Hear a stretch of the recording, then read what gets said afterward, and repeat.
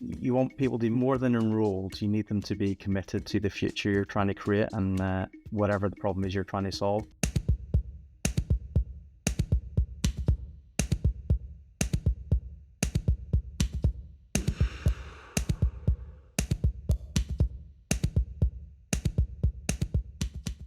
Do you see the responsibility of transforming the company firmly with you as the COO? This is a killer question. This is, if I say no, what happens?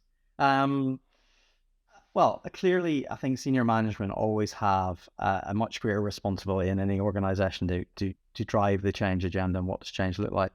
But I think it would be really naive to think that everybody's not responsible for change at all levels in the organization. So I think these days, change is happening much faster than it probably ever has before, and we've said that for a few years, and I think it's probably true. But yeah, we can set the vision for what we want the change to be, and I want to go about it. But we've got to find a way to bring everybody along with us, really, at whatever level they are in the organization. But that's not really reality. That's not how change really works. But I think, yeah, clearly responsible for change in my job, whether I was CTO or COO, everybody at the exec table is. But I would say everybody throughout the organization, down through numerous levels, is responsible for changing, doing things better for customers, doing them more efficiently internally, whatever it might be. A lot of it's about culture, not about technology. So when it comes to making major change within the organization, so how do you personally bring the entire company or as a minimum the leadership team along, and where do you tend to start? I always get back to the point of going, what's the problem you're trying to solve? And then probably using a fairly simple model to try to get everybody in the same place, because if you're not in the same place of what's the problem you're trying to solve, you're unlikely ever to be that successful. So we've used for a long time a model called FED, or Future Engage Deliver. So what's the future you're trying to get to, engaging the organization or your team or your leadership, whatever it might be, in that, and co-creating it if necessary, and then doing the delivery aspect of, right, now we know where we're going, let's go and achieve it. So I think the FED model is something we've used time and time again. It's got some great, if you haven't read the book, it's a great book by a gentleman called Steve Radcliffe, who I've met many times. So really recommend reading it. It's a leadership book, really straightforward. And I think the thing I like about it is I find myself coming back to it time and time again.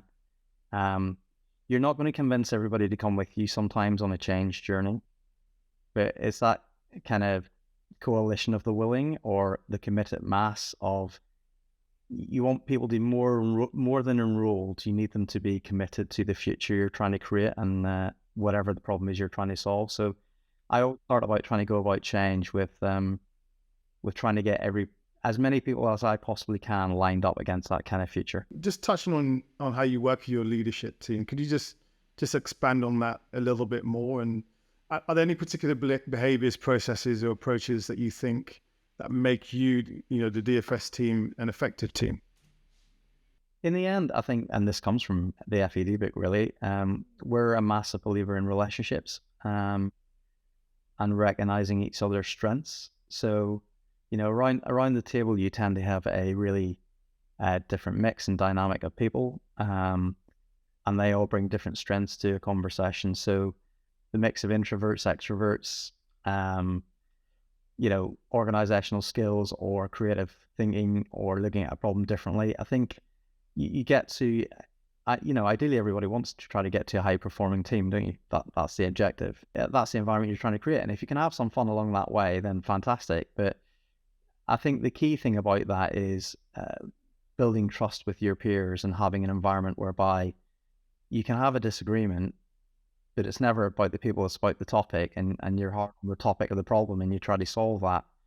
And I think, you end up, if you have massive respect for the people you work for in the skills that they have, then you just stand a massively greater chance of success, don't you? So I think working well together as a team is important. I'm a massive, sports fan. I like reading a lot of sports books, etc., and those that look at successful teams and what makes them and how they've made differences and turned things around, etc. So I think, try to take lessons. I think one thing in business we're probably not as good as other environments like sport is kind of continual feedback, on performance and what works and how you can improve and what, didn't work and something, even if it's successful.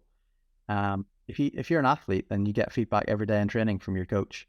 And it's beyond the coach, your fans, your critics, it's everywhere. The crowd, the team, whatever it might be, your teammates, that feedback is always coming. And I think highly performing teams, are honest with themselves and seek feedback to improve. So I think that would be a key thing for me, and something we could always do better.